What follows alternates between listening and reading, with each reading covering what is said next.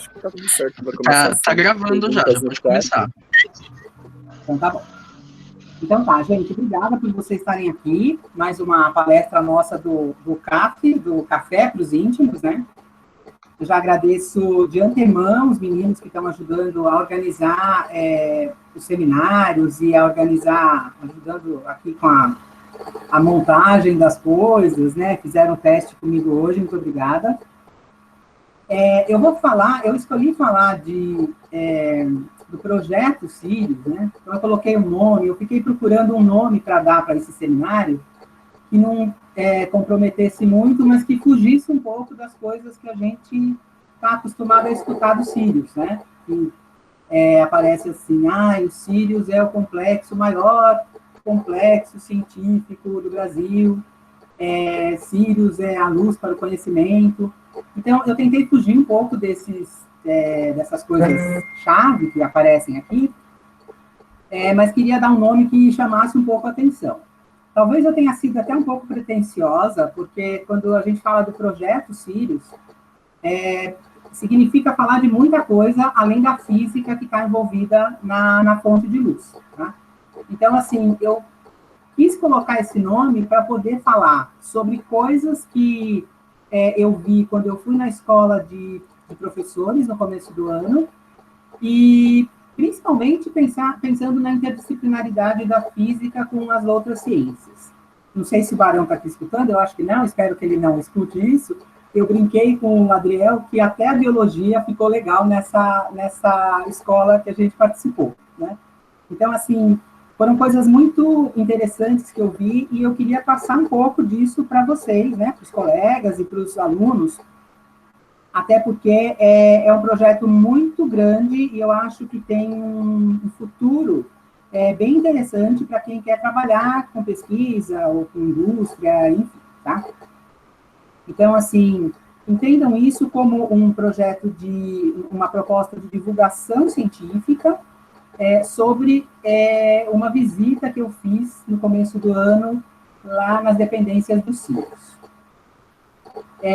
Bom, outro dia fizeram o folder da explicação, né, da palestra, e aí alguém colocou no grupo assim, vocês perceberam a referência, né? Tinha lá, o Pedro falou, tem o doguinho aqui, e eu não tinha percebido nada, né? E aí ele fez assim, puxa vida, o Sírios, né? É por causa da estrela. E aí eu resolvi colocar essa tela aqui, com algumas constelações, né?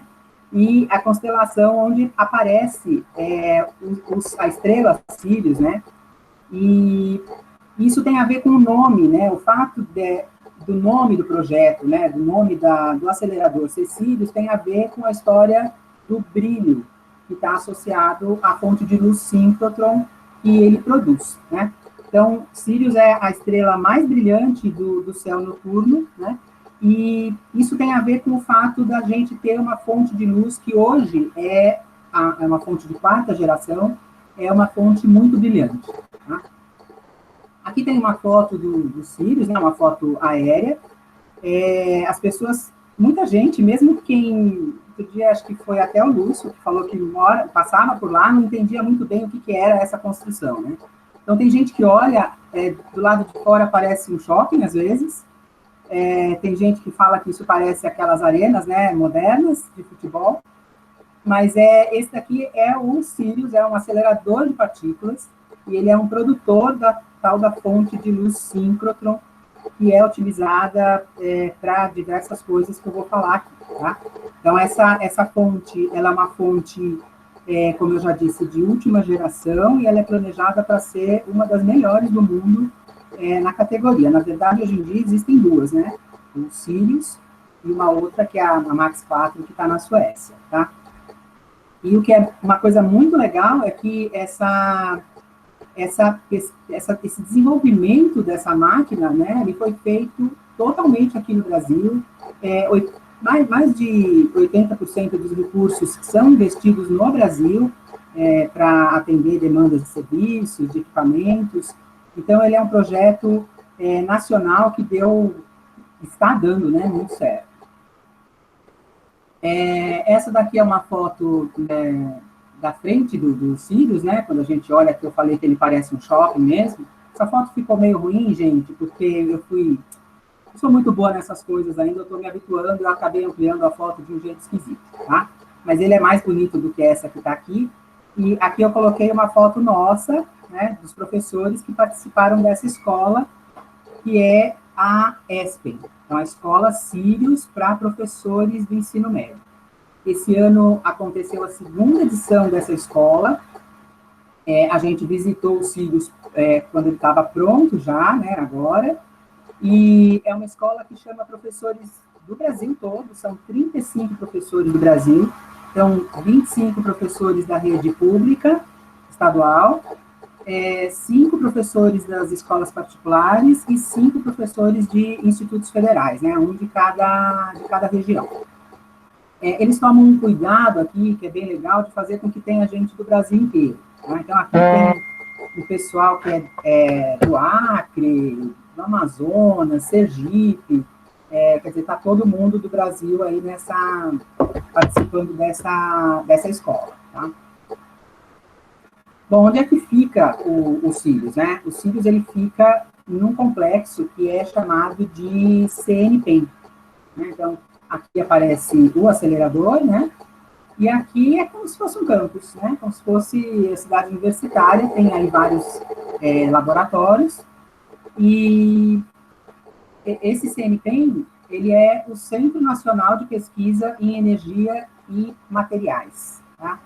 O CNPEM, ele é uma organização social, quer dizer, ele é uma empresa privada, né? Sem fins lucrativos, e eles recebem financiamento público para o desenvolvimento de atividades ligadas a interesses sociais, ao ensino, à pesquisa, desenvolvimento tecnológico, enfim.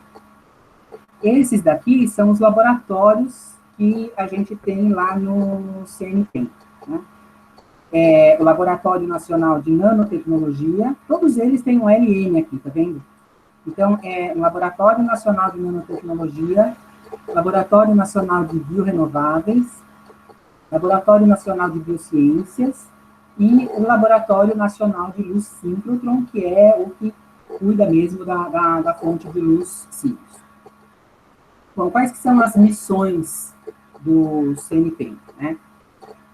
Primeiro, ter instalações abertas para pesquisadores externos. Então, assim, eles têm lá um conjunto de pesquisadores que trabalham com projetos próprios, mas eles têm que ter parte do tempo dedicada a ajudar pessoas que vêm de fora, ou da indústria, ou das universidades, dos institutos, enfim, né, pesquisadores que queiram fazer trabalhos lá. Ele tem pesquisa e desenvolvimento internos. Então, esse grupo, eles trabalham com as suas próprias pesquisas também. Tem um braço que é de apoio à inovação. Então, ele tem uma interação com o setor produtivo, através de parcerias de pesquisa e desenvolvimento e prestação de serviços, né, tecnológicos. E tem um outro braço que é o de treinamento, educação e extensão. Né? Então, eles promovem eventos para formação de pessoal, tanto nas áreas de pesquisa que eles têm, quanto para público externo. Então, por exemplo, esse que eu participei era um evento de extensão para professores de ensino médio. Eles têm eventos em que o pessoal do ensino médio pode visitar também as dependências, né? Eles têm problemas de pessoal, do mesmo jeito que a gente tem problema os institutos, né, a gente entende tão bem essa falta de pessoal, eles têm a mesma problemática lá, tá? Mas eles têm muito interesse em divulgar essas ações que estão acontecendo ali. Bom, aqui eu peguei uma notícia de ontem, né, que está falando do coronavírus, que é a bola da vez.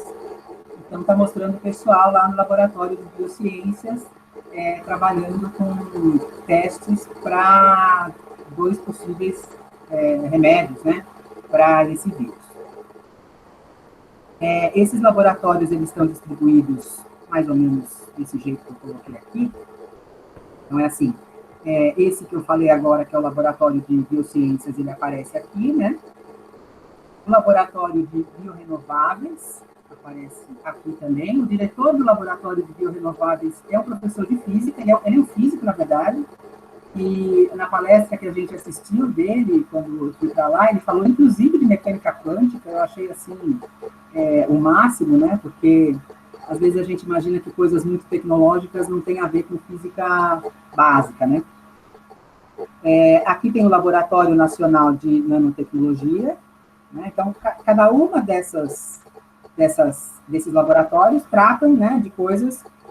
O Laboratório de Biociências fala de biotecnologia, de fármacos, o de biorrenováveis, de pesquisas para conversão de biomassa em biocombustíveis, o laboratório de nanotecnologia trata do desenvolvimento de materiais, né, em escala nanométrica, e o Laboratório Nacional de Luz Síncrotron, né, então o LNLS, eu coloquei ele em 2 lugares aqui, porque a gente tinha antes esta fonte aqui, que era a UVX, essa era a fonte de luz síncrotron que existia lá no CNPEM, né?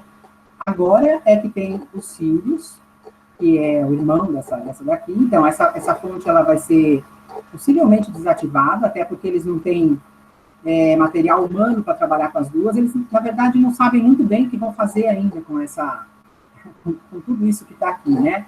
Algumas coisas estão sendo transportadas lá para os Sirius, e esse Laboratório Nacional de Luz Síncrotron, ele está aqui e lá agora, ao mesmo tempo, tá? Só para vocês terem ideia, essa foto também não ficou muito boa, mas essa é a antiga fonte síncrotron que existia lá no CNPEM, né? Que é a fonte UVX. Eu queria só que vocês prestassem atenção nessas linhas que aparecem aqui, sabe? Essas cabaninhas e esse monte de coisa que está aqui.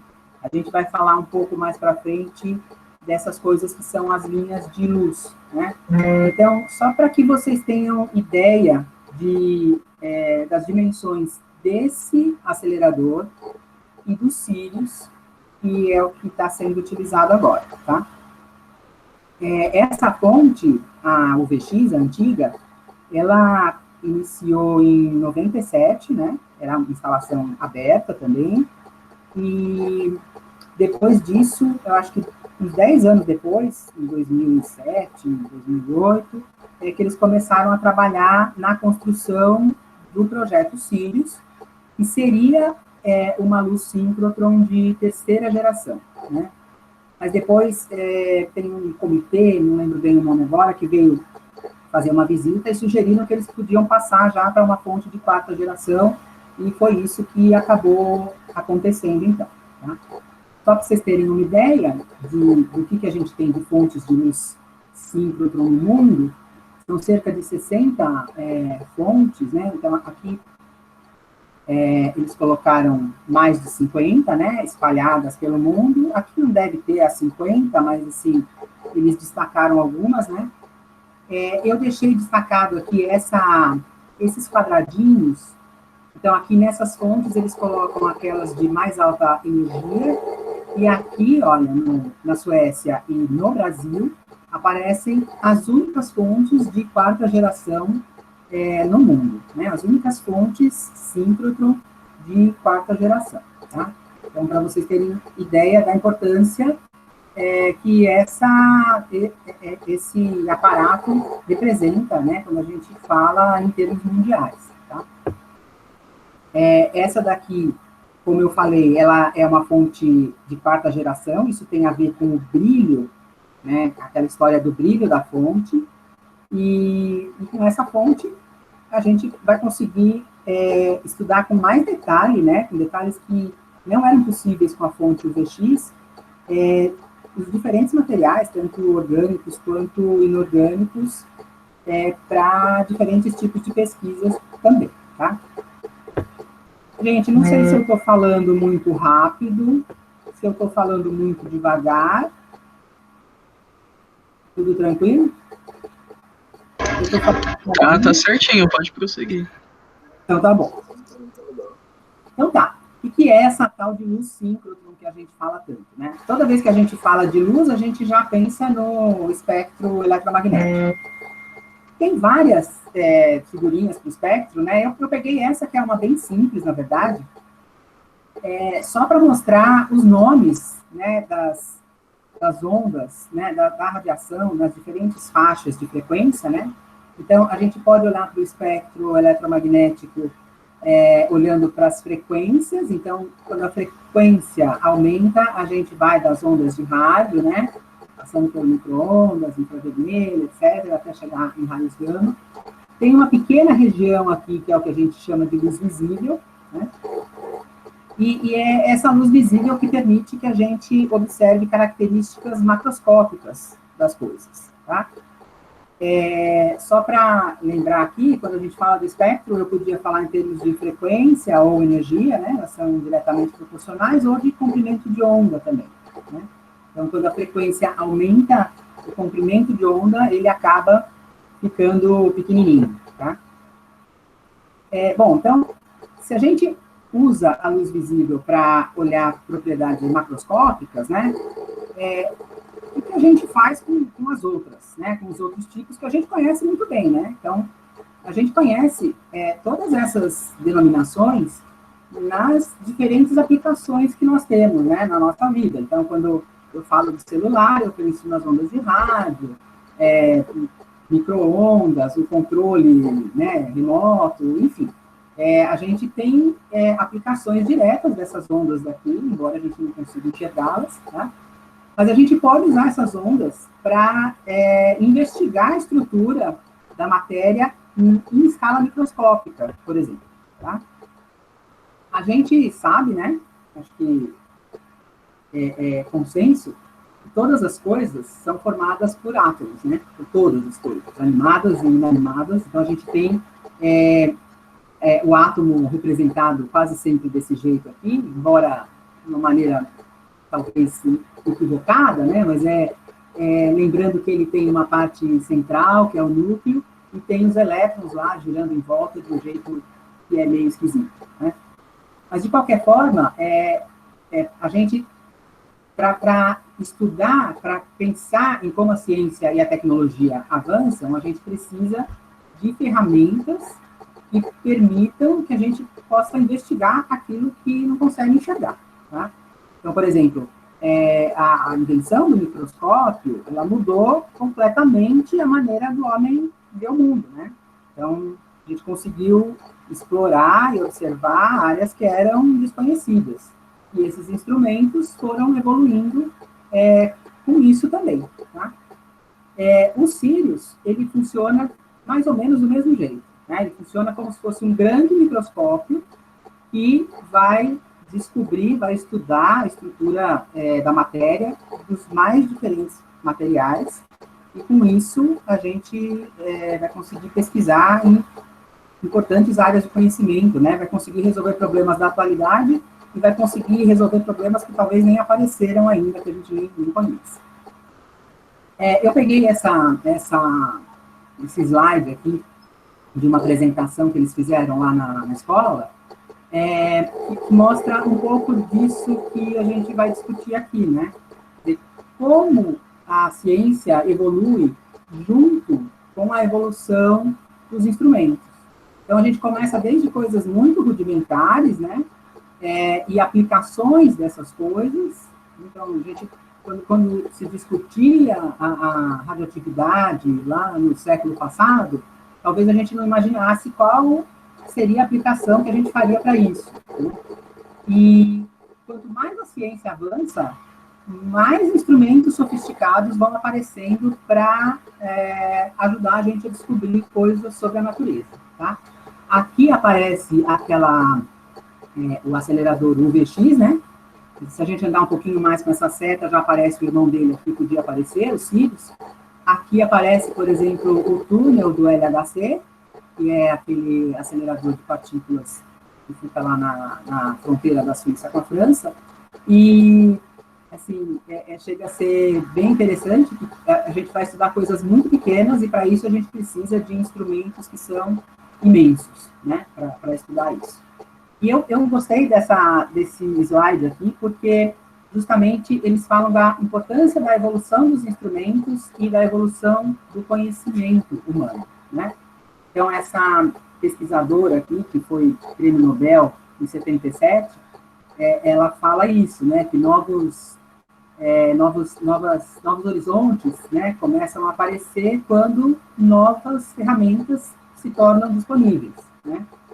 E esse outro professor, eu não sei se foi ele que faleceu há pouco tempo, já estou até na dúvida agora, ele fala um pouco disso, né, que é mais fácil a gente procurar novos caminhos olhando para novos instrumentos do que tendo uma ideia que seja muito nova, né?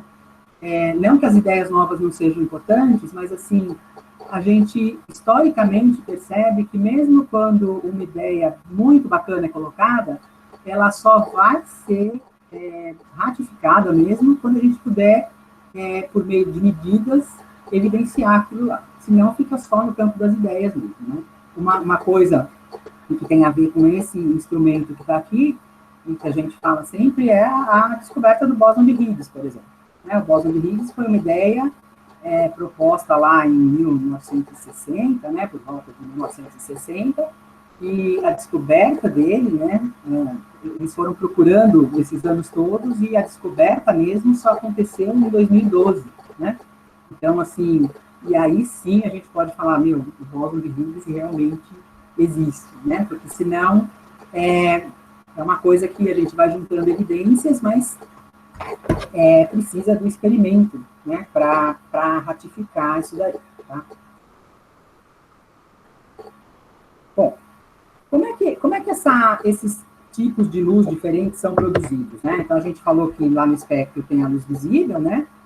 E aí tem lá os outros tipos todos, né, de luz que são produzidos. Cleide, só um segundo, apareceu uma pergunta aqui no chat. Sim. O Luiz Felipe perguntou: é possível, com o avanço tecnológico, reduzir consideravelmente o tamanho de um acelerador de partículas, assim como aconteceu com computadores, ou isso é impossível por algum motivo? Eu acho que é impossível. Eu acho que, no final das contas, eles sempre acabam aumentando muito, né? Porque, mesmo que a gente... Assim, os aceleradores, eles têm uma outra história também, né? Eles também começaram não só, na verdade, se a gente pensar lá no tubo da televisão, que é um acelerador, né? Pequeno, relativamente pequeno, né? Quem tem essas TVs de tubo, acho que lembra disso. E depois eles foram evoluindo, então a gente tinha lá o acelerador linear, depois eles falaram assim, o acelerador linear, ele ocupa um espaço muito grande, então eles tiveram ideias de fazer um acelerador circular, né, colocando campos magnéticos, só que aí, assim, a necessidade de aumentar a energia, né, e o número de, por exemplo, no caso dos cílios, a gente precisa das linhas de luz, né, para estudar diferentes coisas, diferentes técnicas. Então, eu acho que é muito difícil a gente compactar essas coisas, né? A impressão que eu tenho é que eles vão ficando realmente cada vez maiores mesmo. Claro que tudo depende da energia que você quer produzir, depende do que você quer alcançar, mas, assim, o LHC, por exemplo, que já é gigante, eles estão pensando em construir um agora que o LHC tem 27 quilômetros, né, de comprimento, eles querem construir agora um de 100 quilômetros, né? Então, acho difícil acontecer essa coisa daí. Tudo bem? Tá, ok, obrigado. E, Cleide, você prefere que vá fazendo as perguntas assim mesmo, ou que guarde tudo e fale no final? Aí eu acho que pode ir fazendo, né? Porque assim a gente vai aproveitando o momento, senão depois eu esqueço com o que aquilo lá estava associado, talvez. Ah, tá bom, então. Tá? Então, tá. Para produzir esses diferentes tipos de luz, a gente já sabia, né, desde o desenvolvimento do eletromagnetismo, que partículas carregadas, elas emitem radiação quando elas são aceleradas, né? Então, se a gente pensar em coisas familiares, né, por exemplo, quando a gente pensa no celular, o que a gente tem é uma corrente, é um elétron, né, que está lá na antena, oscilando de um lado para o outro. Essa oscilação faz com que ele produza uma onda eletromagnética, campo eletromagnético, né, uma onda eletromagnética, e essas ondas, que são as ondas de rádio, elas vão se propagar, então, e levar a informação até o receptor, né. Se a gente pensar nas máquinas de raio-x também, né, que são tão utilizadas aí na medicina, acontece uma coisa parecida, né? Os elétrons, eles são emitidos com velocidades muito altas, aí eles se chocam contra um alvo metálico, e aí eles são criados, né, pelo material que está no alvo. Então, assim, tem uma desaceleração também. E aí é essa desaceleração também que provoca a produção de raio-x, tá? Então, a gente sabe isso, né? A gente sabe que partículas carregadas, elas emitem radiação quando elas são aceleradas. O que é a tal da luz síncrotron, então, que eles falam tanto, né? A luz síncrotron, ela recebe esse nome porque ela é produzida num acelerador do tipo síncrotron, né? Então, assim, na evolução dos aceleradores, a gente chegou em alguma hora num acelerador que é circular e que, ao mesmo tempo, consegue dar, de tempos em tempos, energia para que as partículas continuem sempre caminhando. Eu sempre que penso nisso, lembro da história do balanço, né? Quando a gente vai balançar uma criança, por exemplo, tem a hora certa de você empurrar para ela ir cada vez mais alto, né? Tem alguém lá no balanço. O síncrotron, ele funciona mais ou menos do mesmo jeito, né? Tem uma sincronização do feixe de partículas, de tal forma que eles sempre ganhem energia quando eles passam por um determinado lugar, tá? Então, é uma evolução dos aceleradores. O LHC, lá na Suíça, ele é um acelerador do tipo síncrotron, tá? Mas o que a gente chama de luz síncrotron é a luz, né, a radiação que é emitida quando as partículas são aceleradas. No caso dos sírios, as partículas que são aceleradas são os elétrons, né? Então, toda vez que eles fazem uma curva, a gente tem lá uma trajetória que é bem circular, né? Porque ela tem umas partes retas, mas ela vai se aproximando muito de um círculo. Toda vez que o elétron faz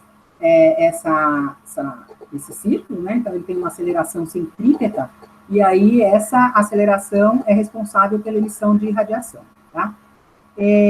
Nos síncrotrons modernos, também tem uma estrutura onde o elétron, ele, ao passar por campos magnéticos, ele oscila em torno da trajetória, né?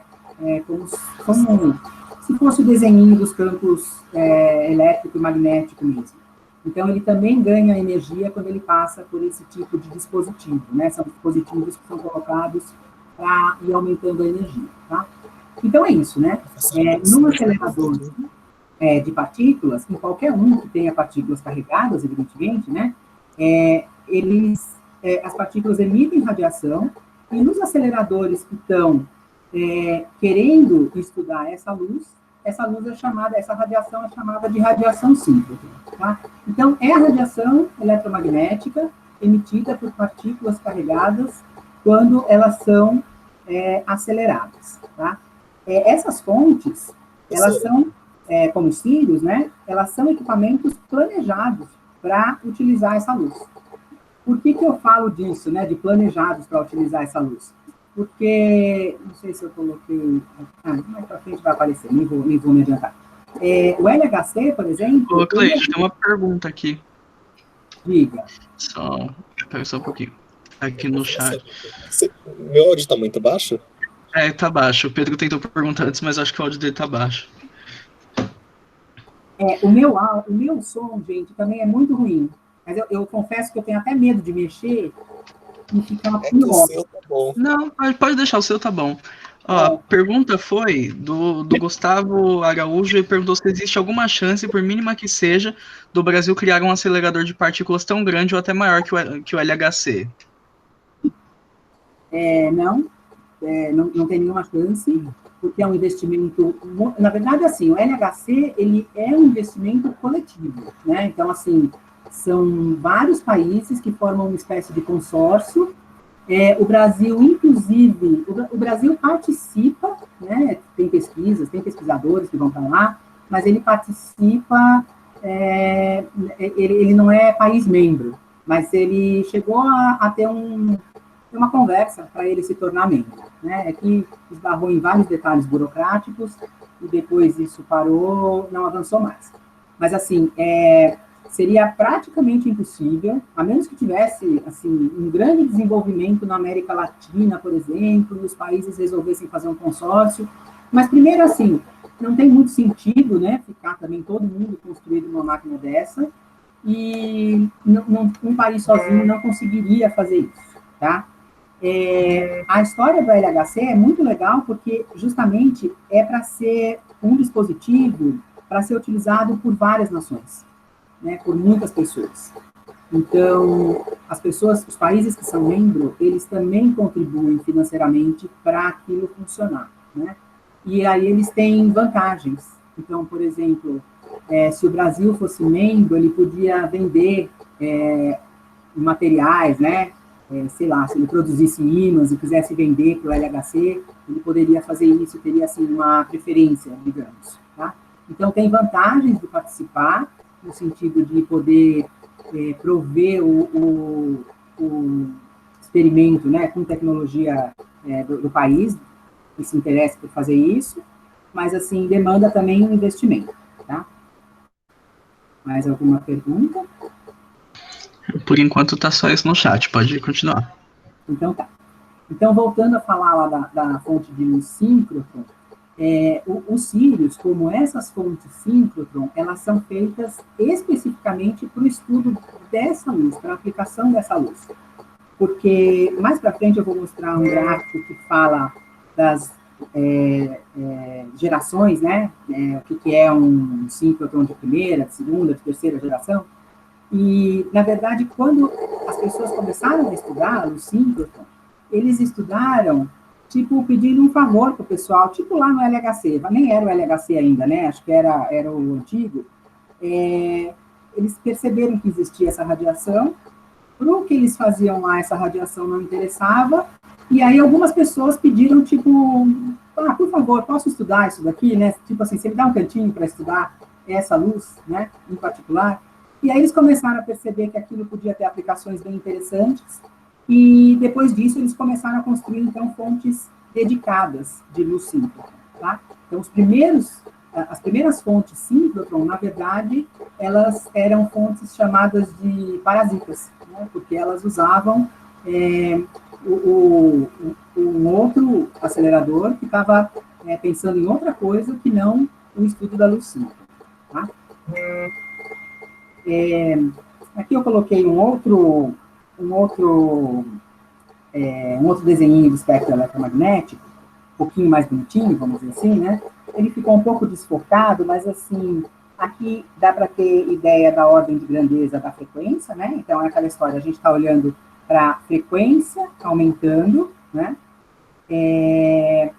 Aqui aparece o tipo, né? Então, os nomes que a gente dá para aquelas radiações nas diferentes faixas. Aí aqui tem o comprimento de onda, então, à medida em que a frequência aumenta, o comprimento de onda vai diminuindo, né? E aqui mostra um pouco da escala, né? Quando a gente fala do comprimento de onda, o que significa isso, né? Quer dizer, quando eu falo, eu estou no comprimento de onda do infravermelho, né? Em que escala a gente imagina que a gente está olhando as coisas, tá? Bom, a luz síncrotron, ela alcança essa faixa daqui, né? Então, as fontes de luz síncrotron, elas vão desde a faixa do infravermelho, passando pela luz visível, até raio-x, tá? Até chegar no raio-x, tá? Essas faixas não são muito fixas, não, né? Assim como essas daqui, né? Então, a gente procurar diferentes figuras do espectro eletromagnético, isso vai variar um pouco, né? Mas é só para a gente ter uma ideia da ordem de grandeza, tá?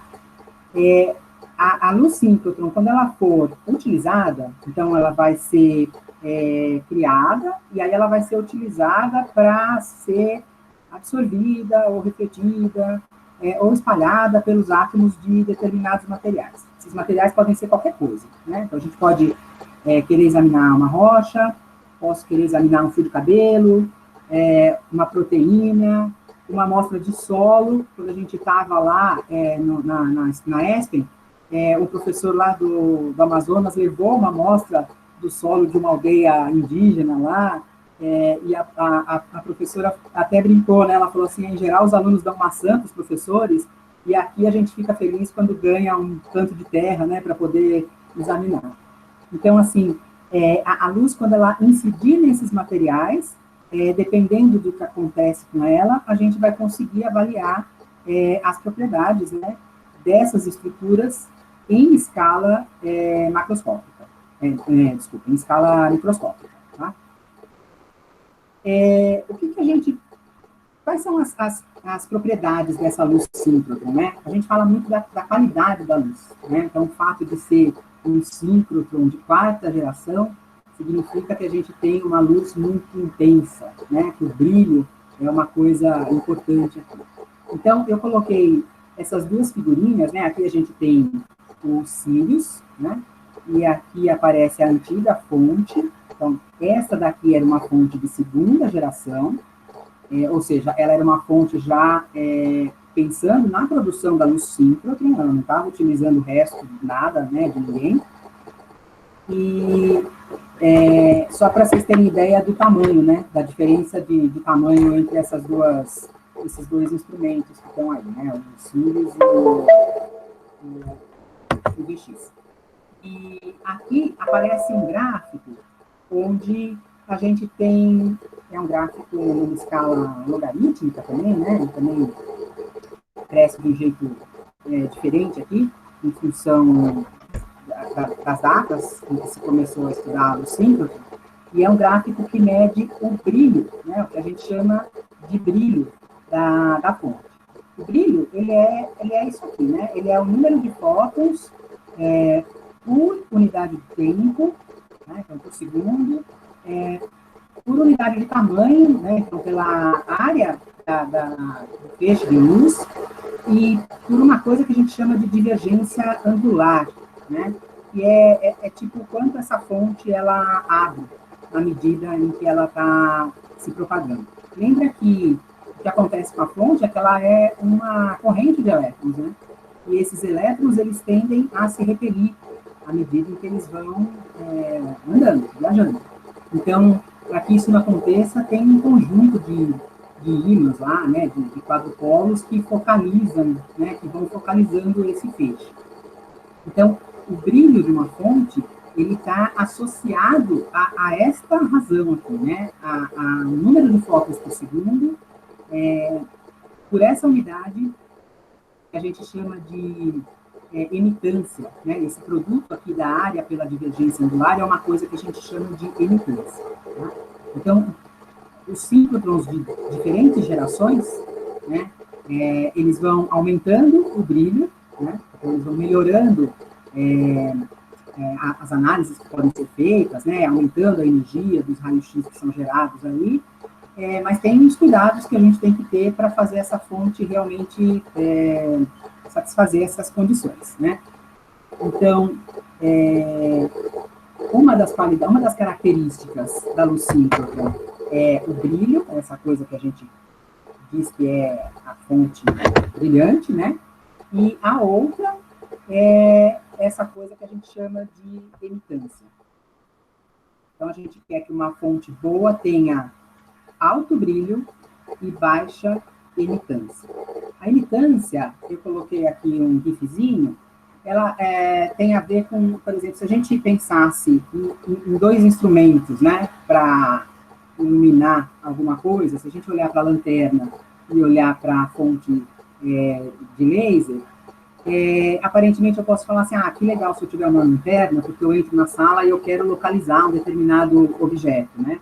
Então, de fato, na hora que eu quero olhar coisas macroscópicas, a lanterna, ela tem uma abertura, né, uma divergência angular que é grande, e aí eu consigo olhar essas coisas bem, eu consigo encontrar coisas lá.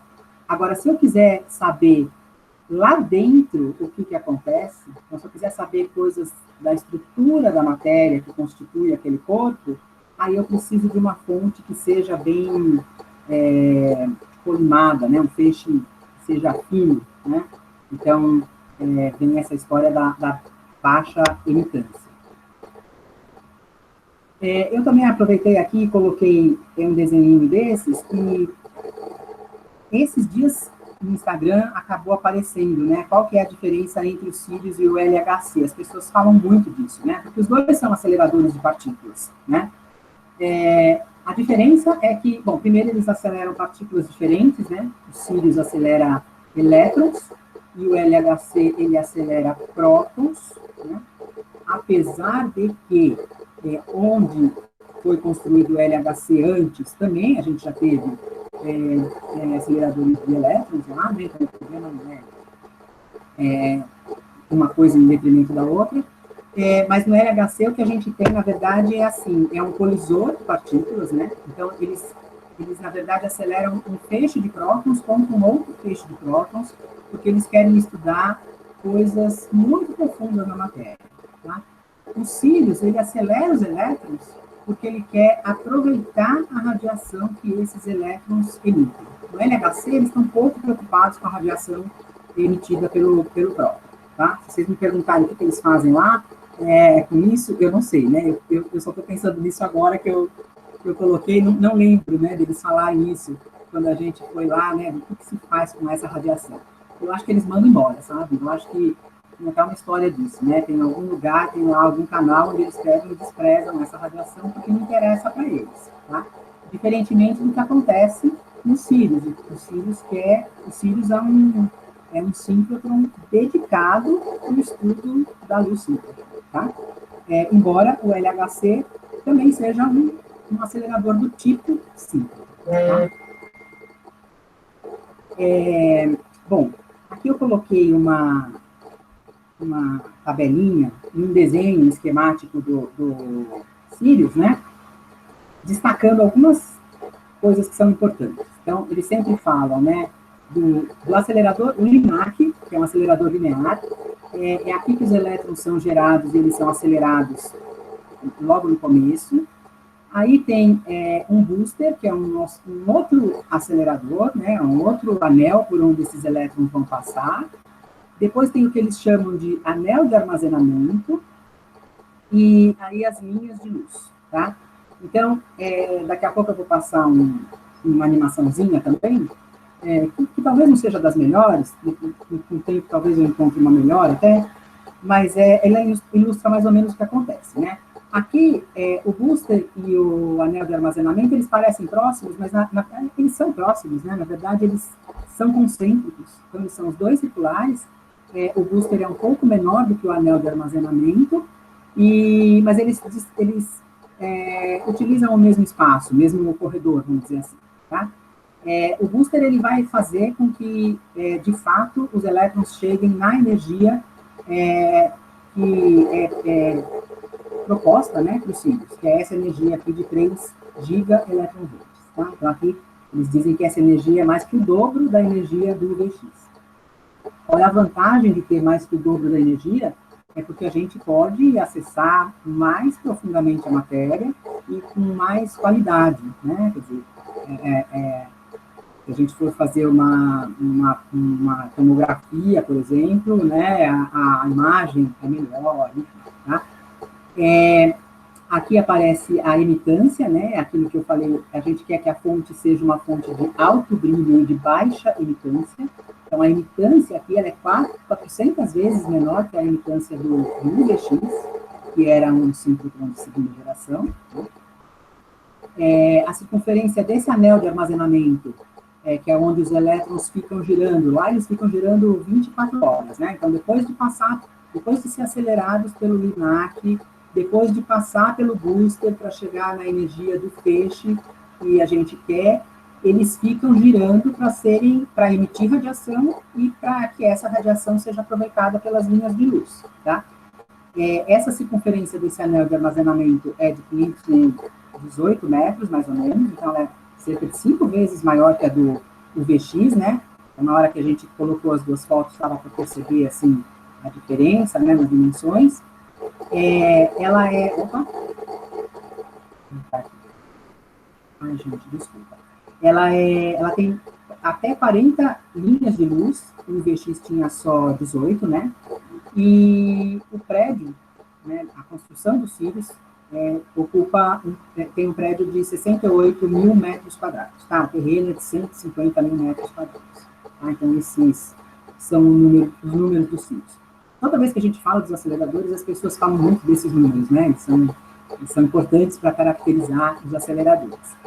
Então, aqui eu coloquei algumas figuras, algumas fotos, né, do LINAC.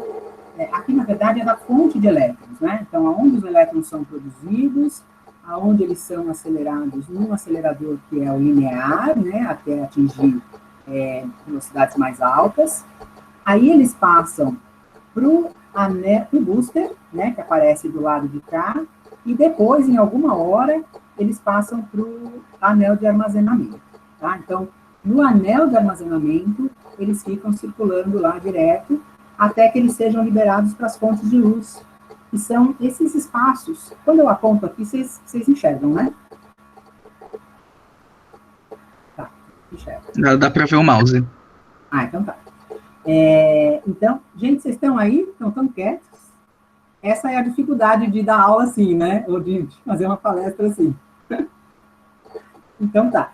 Essa daqui é o lugar onde ficam as linhas de luz, é o lugar que a gente visita quando vai lá nos cílios, né? Então, essa parte aqui, que é onde tem os aceleradores, a gente não foi, né? Não sei se em alguma hora eles disponibilizam isso, né? Ô, Cleide, só fazer um comentário, você perguntou se dava para ver. Se você quiser ali embaixo, você tem a opção de colocar o seu mouse como tipo um apontador a laser, aí fica melhor de ver. Lá embaixo? Não, ali no cantinho inferior esquerdo do PowerPoint. Tá vendo um lapisinho? Ah, tá. Clica nele, deve ter caneta laser, alguma coisa assim. Computadora laser. Ah, isso. Maravilha. Aproveitando a interrupção aqui, a gente fez um formulário para o pessoal mandar os dados para os certificados. Eu vou colocar aqui no chat e peço que o pessoal que está assistindo ir preenchendo aos poucos.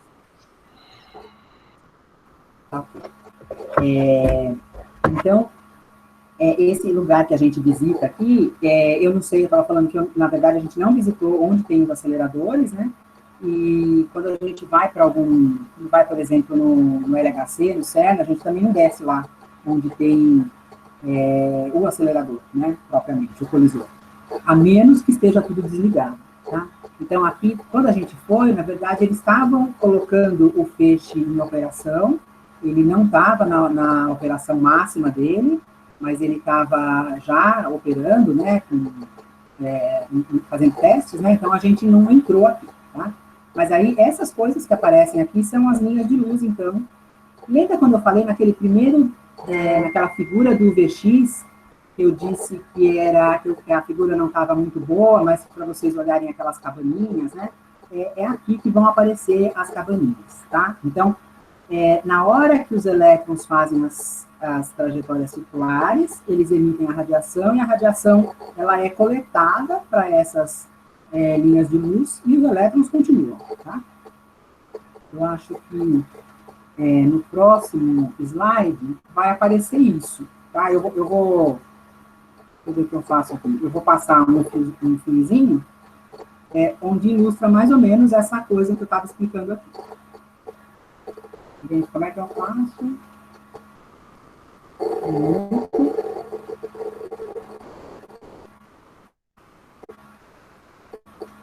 Não sei agora o que foi.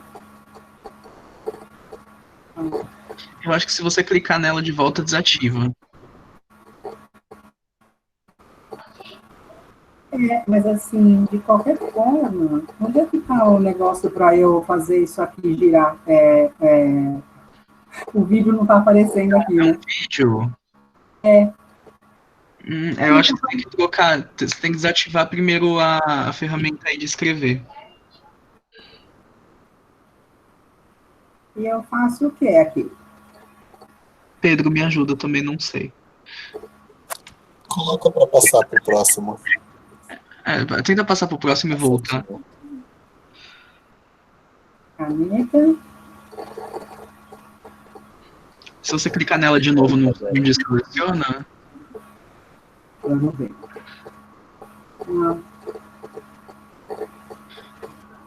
Ah, gente, não sei. Se você quiser apertar ESC e começar a apresentação dessa tela aí de novo. Pode ser. Tá, peraí. Ai, que medo. Ah, foi. Tá se adaptando, né? Aí, ó.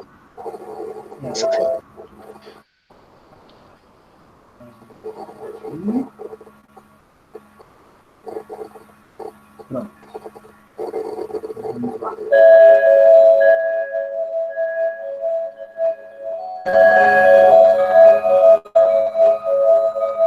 Uma musiquinha não ruim, por favor. Mas é isso, né? A gente tem os elétrons sendo acelerados lá criados e acelerados no lunar, primeiro, né?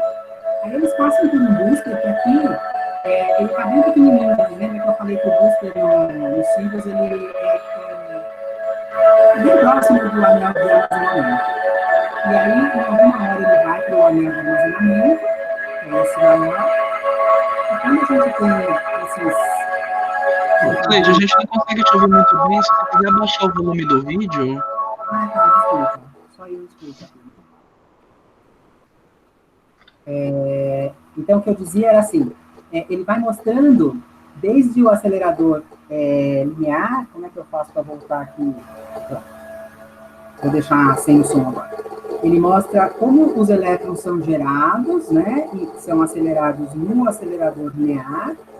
Aí eles passam por um booster que aqui está bem pequenininho, né? Então, por isso que eu falei que esse talvez não seja o melhor para identificar com os Sirius, né? O booster dos Sirius, ele é maior, né? Ele é bem próximo do anel de armazenamento, né?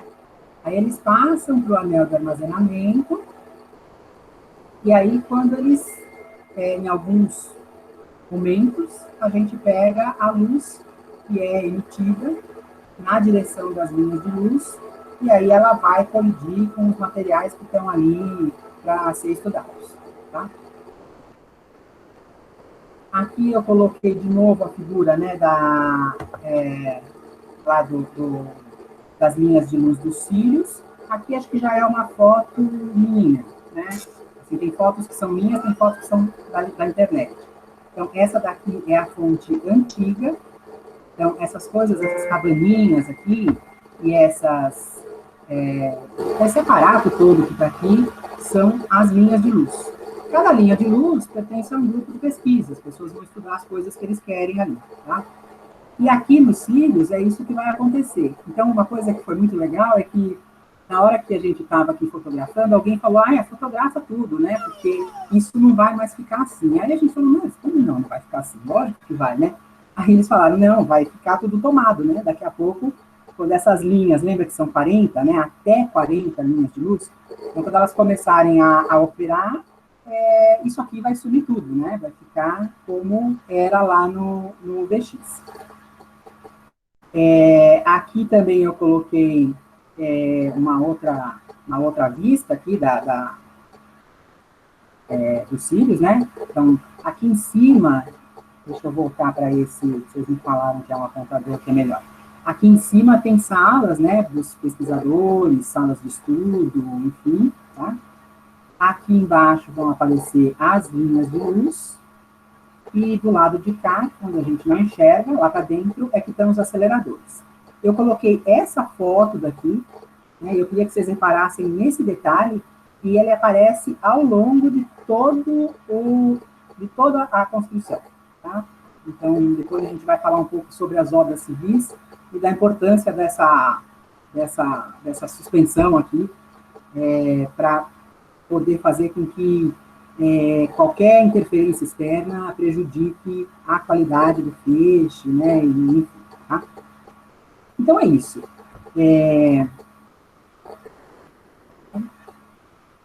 Aqui de novo fotos aqui já a montagem de algumas linhas de luz, né? Então eles marcam, né, os espaços para as linhas de luz que vão aparecer lá. Por enquanto eles estão levando as linhas de luz para lá, né? O VX ainda está montado, né? Mas aí, aos poucos, eles vão levar essas linhas lá para frente. Cleide, tem pergunta aqui no chat. Digo. A professora Ivana, ela perguntou se tem imagem dessas linhas de luz ou se esse tipo de luz não dá para ser visto ou fotografado. Não dá para ser visto porque elas não estão na região do visível, né? Esse tipo de luz é aquela que a gente não consegue enxergar. Por exemplo, como se fosse um raio-x. Né? Então, o que a gente vê é o resultado da interação da radiação com a matéria. Né? Então, por exemplo, você, quando faz quando você usa o raio-x, ele consegue marcar a chapa fotográfica. Né? Então, você sabe que ele existiu por causa disso. Né? Mas a gente não consegue enxergar. Assim, existe uma faixa de luz, que é a luz visível. Se a gente estiver nessa faixa, né, de luz síncrotron, essa a gente consegue enxergar. Mas as de raio-x, por exemplo, né, então se a gente olhar nas linhas de luz lá do Sirius, tudo que a gente olha aqui tem a ver com radiação X, né? Então, essas daqui a gente não consegue enxergar. Agora, é lógico, se você está num lugar que você está criando radiação síncrotron, na faixa do visível, essa a gente conseguiria enxergar. Tá? Só que essa não serviria para a gente aqui, né? A gente não quer construir um aparelho para olhar esse alcance, né? A gente quer uma radiação com uma frequência menor, né?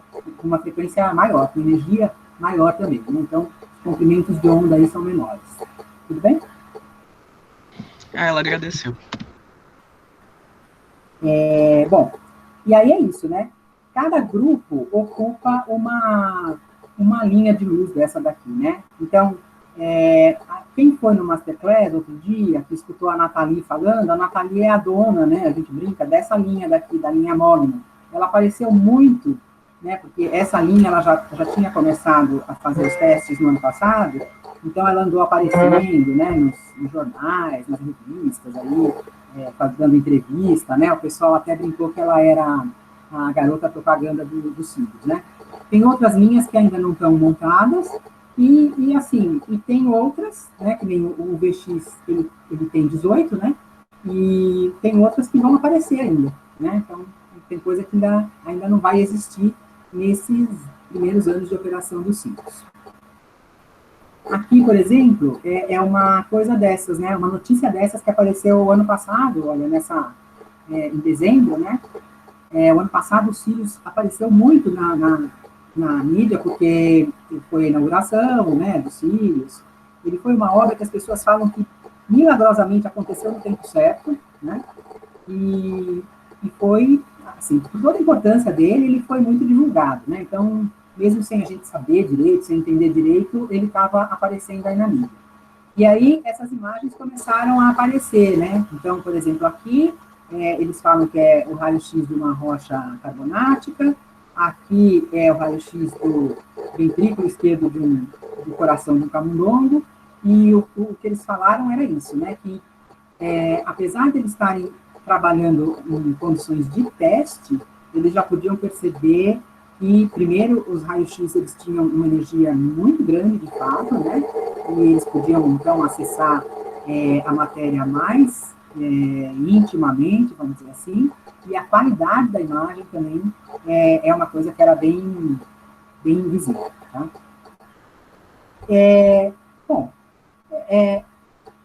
Todas essas coisas que eu andei falando aqui, né, essa história de a gente ter uma fonte de alto brilho, de baixa emitância, do Sirius ser o segundo acelerador desse tipo no mundo, né, ele faz com que a gente consiga olhar para problemas que a gente conhece, né, e problemas que ainda vão aparecer e tentar acessar esses problemas de uma maneira muito, muito interessante, né? Então, quando a gente consegue olhar para essa escala, né, dos átomos e das moléculas, a gente vai conseguir desenvolver, né, elementos, componentes eletrônicos que são mais eficientes, fontes de energia mais limpas, né, enfim. processos industriais menos poluentes, tá? Então, mais para frente, eu vou colocar algumas das coisas, né, que eu não consigo falar agora de tudo que a gente estudou lá, mas é um lugar, os Sírios, né, e na verdade o CNPq, é um lugar onde a pesquisa, ela aparece de uma maneira muito viva. Então, eu até conversei com alguns estudantes que é um lugar realmente para a gente visitar, porque, lógico que é legal a gente falar do LHC, né, é legal visitar ir para a Europa e olhar um acelerador daquele tamanho, mas pensar que para outras finalidades, né, mas que são igualmente nobres, claro. A gente tem um acelerador desse nível, que está perto da gente, principalmente a gente que está aqui em São Paulo, é uma coisa muito alentadora, né? Olhar como a ciência realmente pode se desenvolver no nosso país é uma coisa que chama muita atenção. E é um lugar, eu brinquei com a história da biologia, né? É um lugar onde a física, né? Eu como professora de física, né? Fiquei olhando para ela, lógico, mas é um lugar onde ela se liga muito, de uma maneira muito interessante, às outras áreas, né? Então, a biologia, a química, tanto que parece que... Bom, a gente não sabe o que vai acontecer daqui para frente, né? Mas quando a gente foi lá em janeiro, eles comentaram que a proposta é continuar com essa escola, né, para professores, e no ano que vem, talvez fazer uma escola onde professores de outras áreas também contribuam, né? Então, não só para professores de física, mas levar professores de química, de biologia, que seria uma coisa muito, muito interessante mesmo. Bom, além de tudo isso, né, então, além de olhar para a fonte, além de olhar para o que ela serve, por que ela é importante, além de perceber que a física aparece muito fortemente, aí quando a gente discute, né, a gente está falando de luz, então, quando está falando de luz, de óptica, aqui. Tem uma outra questão, que é a construção dos fios. Fala, Pedro, você quer falar alguma coisa? O Luiz Felipe perguntou, tem algum país em que a principal fonte econômica é a ciência?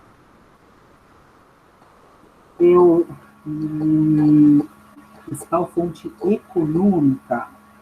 Não acredito. Eu acho que tem países onde eles valorizam muito a ciência e aí talvez ela ande muito junto com a indústria e os setores produtivos, né? Mas a ciência, assim, a ciência sozinha, ela não adianta, né?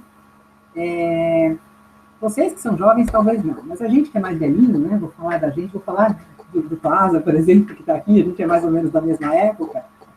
Na nossa época, era muito difícil a gente olhar essas atividades de divulgação científica, sabe? Então, existia uma separação muito grande entre a ciência e a sociedade, né? Então, é meio que, os cientistas lá na sua torre de marfim, a sociedade, como se essas coisas não se juntassem.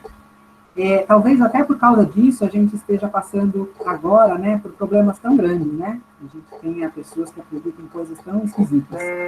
E isso está mudando muito agora, né? E no Brasil, a gente espera que isso também aconteça. Então, quando eu fui para o CERN, na escola de professores que teve lá, eles tinham essa preocupação, né? A gente percebia que eles tinham preocupação em divulgar a ciência não só para os professores, mas para a sociedade toda, né? E foi mais ou menos isso que a gente percebeu nos Sírios também. Eles têm uma vontade muito grande de aproximar a ciência e a sociedade, né?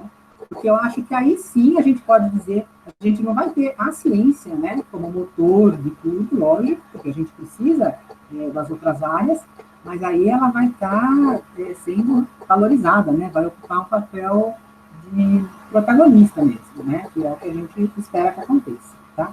E eu acho assim, que é essa geração de vocês que pode aproveitar muito disso daqui, né? Então, assim, o fato da gente ter uma máquina dessa aqui no Brasil, que permita, né, que a gente use, eu não sei exatamente como se faz, né, teria que acompanhar um pouco mais lá nas páginas do CNPq, mas eles, como eu falei lá no começo, né, os laboratórios são laboratórios abertos, Se a gente quiser levar alguma coisa para lá, a gente pode. A gente, quem eu digo, né? Eu não vou chegar aqui na minha casa, pegar uma pedrinha que eu achei lá no jardim e querer levar para lá, né? A menos que eu imagine que essa pedra possa ter alguma coisa interessante, e aí eu teria que escrever um projeto para isso.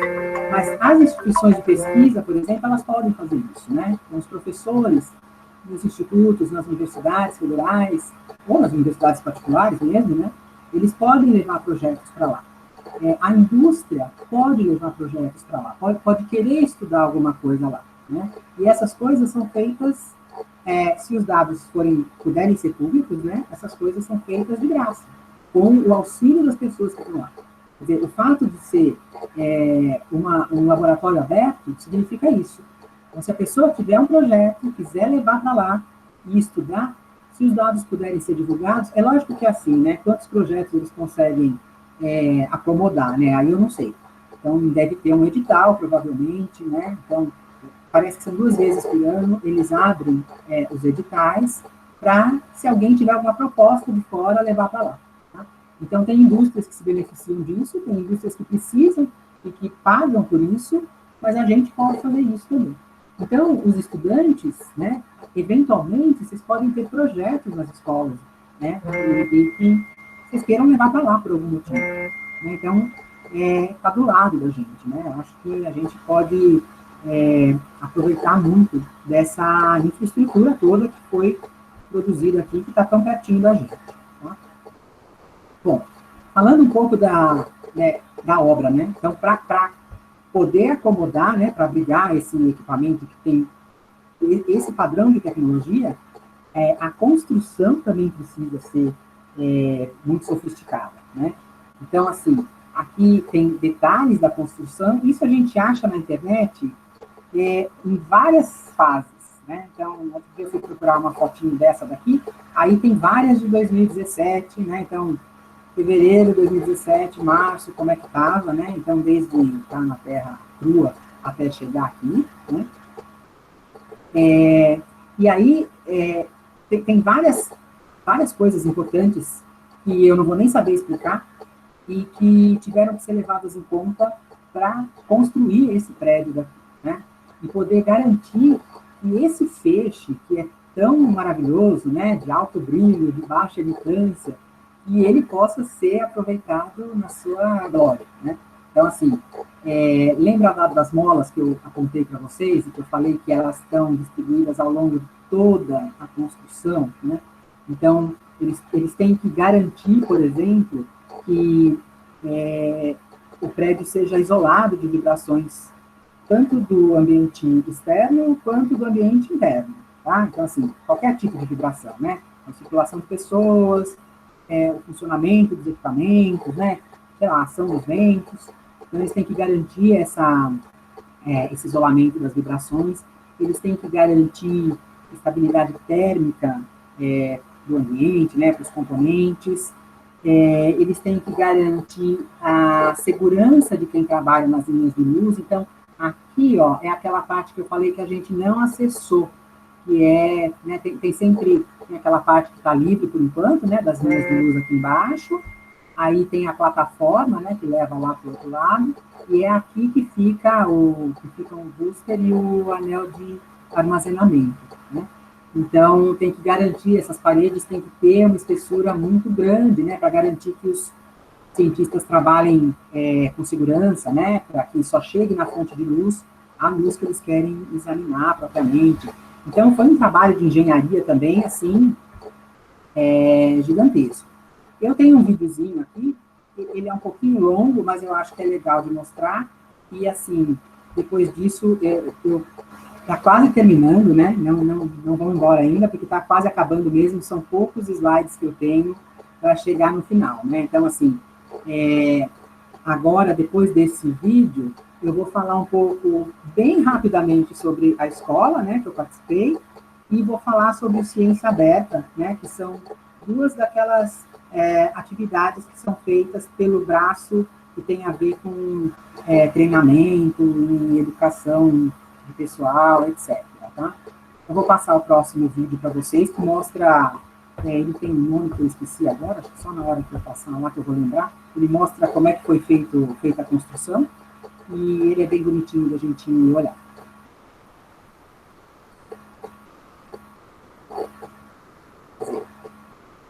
Tem aquele problema de novo. O que ele fazia? Não saiu, né? O que eu faço mesmo, gente? Você cancela e abre de novo a apresentação. Mas eu não ponho tudo novo, né? É tudo, né? Isso, aí mesmo. Agora ele vai puxar outro slide, é só começar daquele mesmo slide.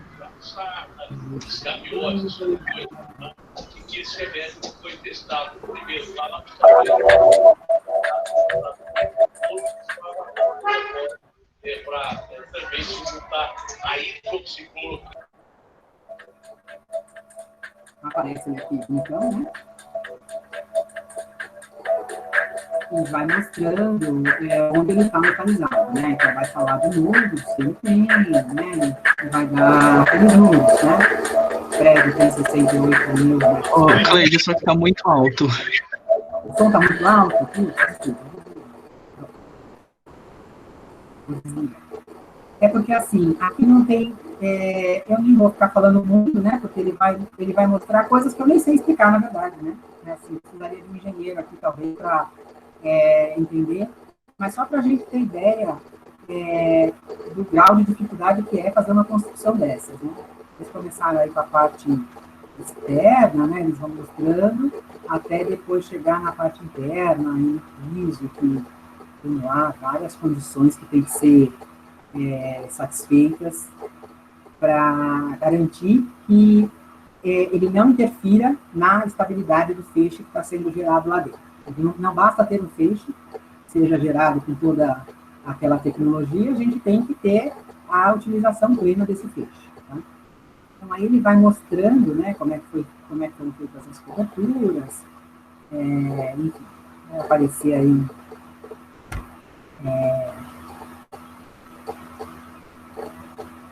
uma historinha, vai, de como o Cílio chegou do jeito que ele é.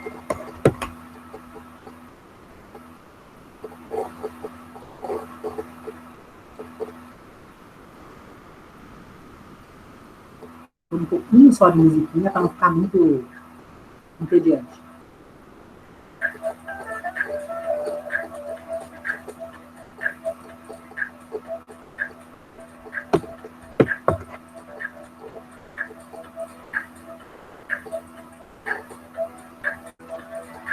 Então, agora eles estão lá dentro, né? Já onde a gente vai ter as linhas de luz e onde vai ter os aceleradores, né?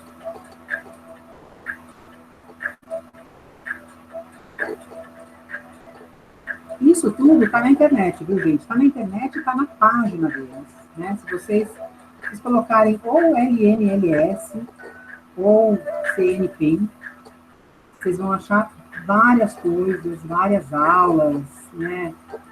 Toda a história dessa construção é uma coisa bem legal da gente conhecer.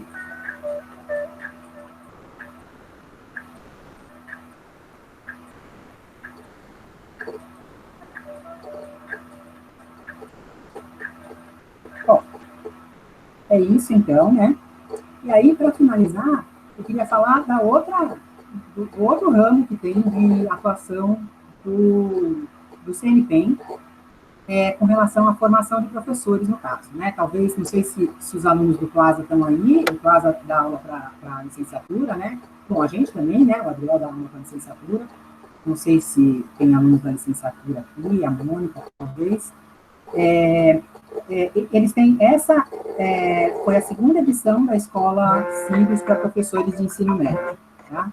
A primeira foi o ano passado, tinha até um outro nome, não lembro direito agora, mas é uma escola que eles pretendem continuar todo ano, e é uma escola para professores de ensino médio. Então, não basta o cara ser formado em física, né, e querer visitar os ciclos. É uma escola de formação para professores, porque eles acreditam que são os professores que vão conseguir passar essa informação para os alunos.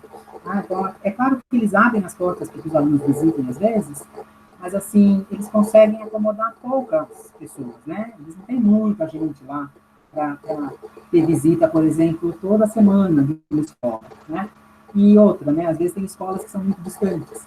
Então, a ideia é essa, né? É trazer professores do Brasil todo que sejam capazes de levar isso para os seus estudantes, né? Então, se vocês olharem aqui, tem todas as bandeirinhas. Eu estou aqui, tá, gente? Ó, pequenininha, mas estou aqui. Eu e a Magnólia. Então, de cada estado, a gente conseguia identificar 2 professores, tá? Então, de São Paulo, estávamos nós duas, eu da rede federal, ela da rede estadual. Aí tinha, sei lá, quem que eu enxergo aqui. Esses 2 aqui são do Rio de Janeiro, por exemplo. Um da rede particular e um de escola pública estadual, tá? Então, a ideia deles é essa, né? Levar os professores para que eles sejam divulgadores dessas ações que acontecem lá. Aqui foi a foto, lá foi a foto no Sirius, essa daqui foi a foto no UVX, né? Aqui tem alguns professores que estavam o tempo todo com a gente. Esse aqui é o organizador da escola, o Vitor Ascioli, né? E uma outra...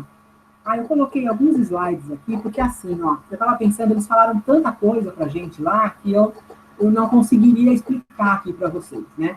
Mas, assim, eu deixei um pouco à frente de alguns dos slides para a gente olhar o que acontece, né? Então, por exemplo, tem o pessoal de biociências que fala de proteínas, né?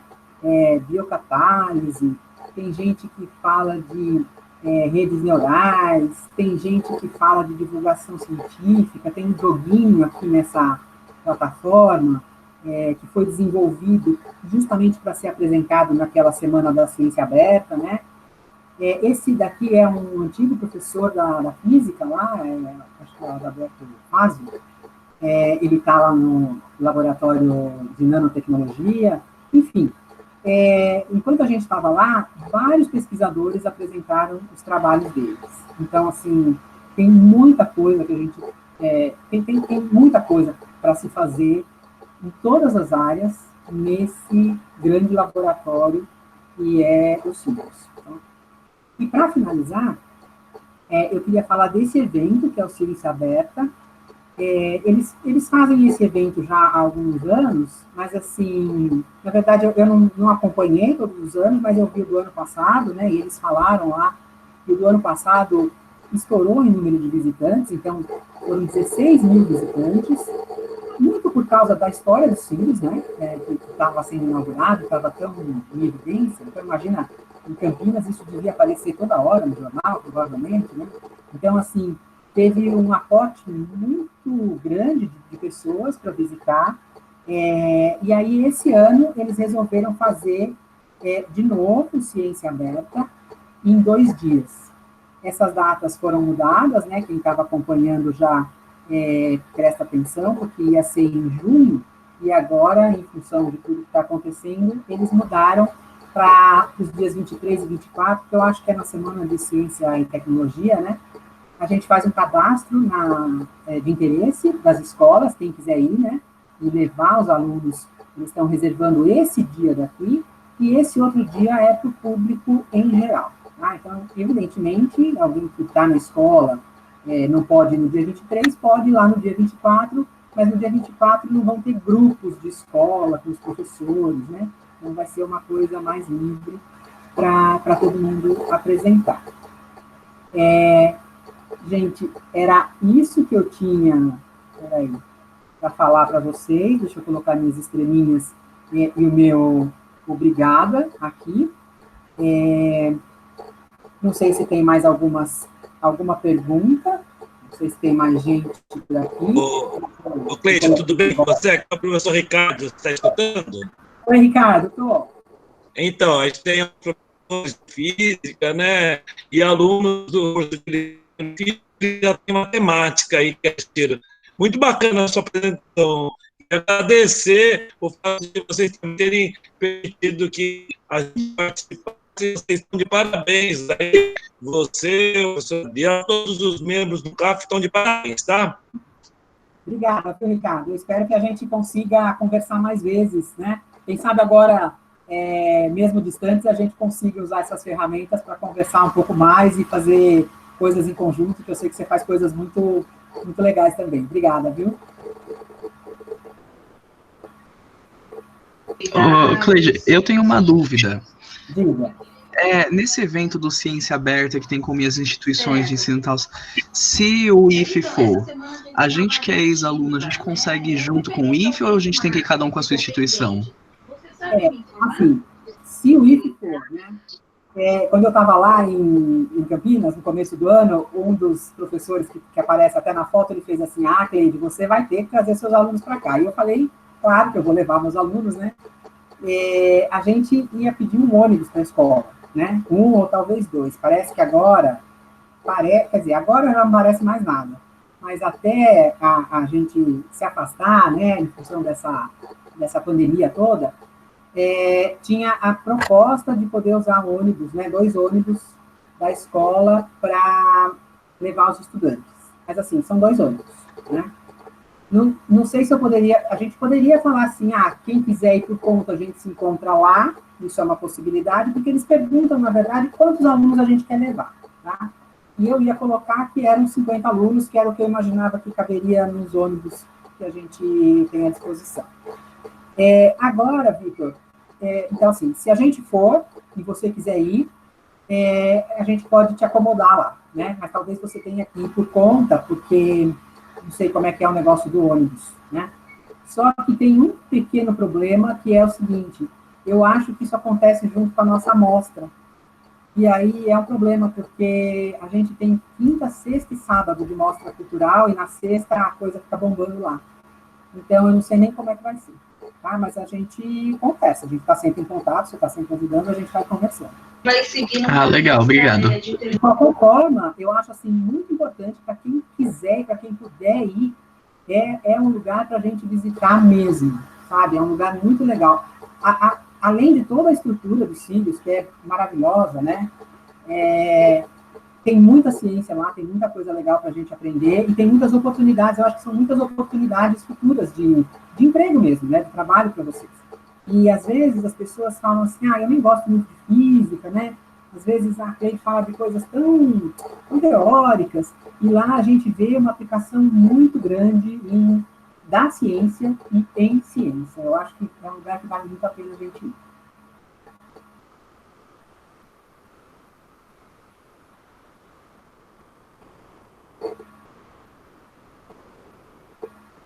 Eu silenciei vocês, não, né? Bom, gente, foi muito bom estar aqui com vocês, né? Espero que essa experiência tenha sido legal para vocês também. Estou vendo que a Natália está aí. Gente, eu estou vendo agora as pessoas, e como eu sou meio lerda para essas ferramentas aqui, eu demoro para enxergar, né? Estou vendo que o Lúcio está por aí, né? Muito bom. E é isso, né? Obrigado. Ô, Cleide. Né? Você não podia faltar. Ô, Cleide.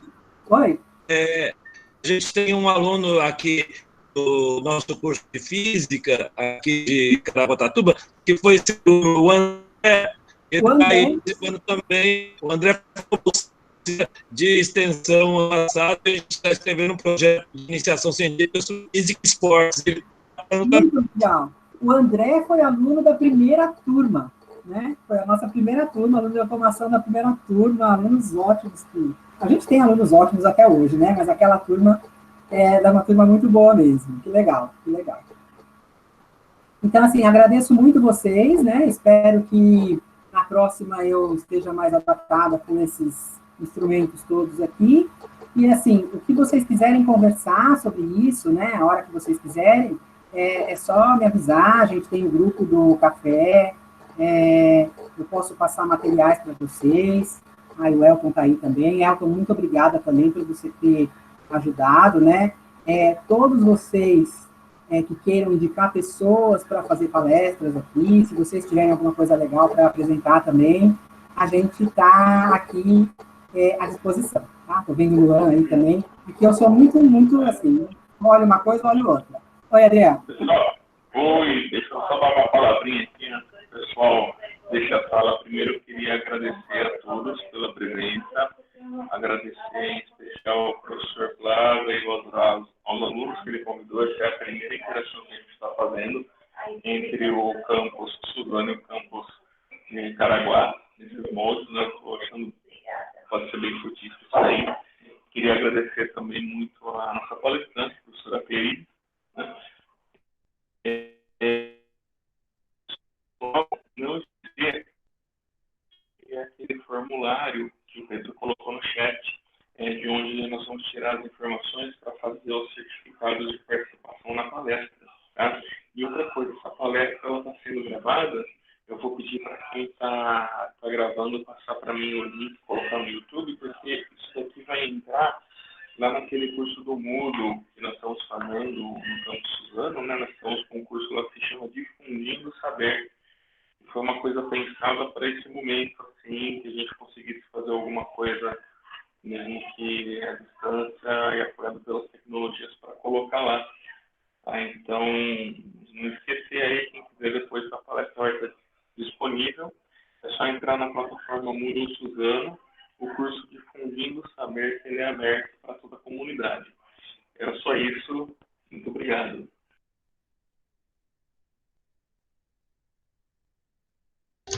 Acho que é isso. A gente geralmente tira selfie no final, né? Só que acontece que não. O Google Meet não é muito favorável para isso, então acho que para essa nem vai rolar. Tá. Então tá, gente. Eu tô lendo as mensagens agora que eu não tinha visto. Agradeço a todos vocês. Até a próxima, então. E obrigada, tá? Eu vou interromper a gravação aqui, então. É.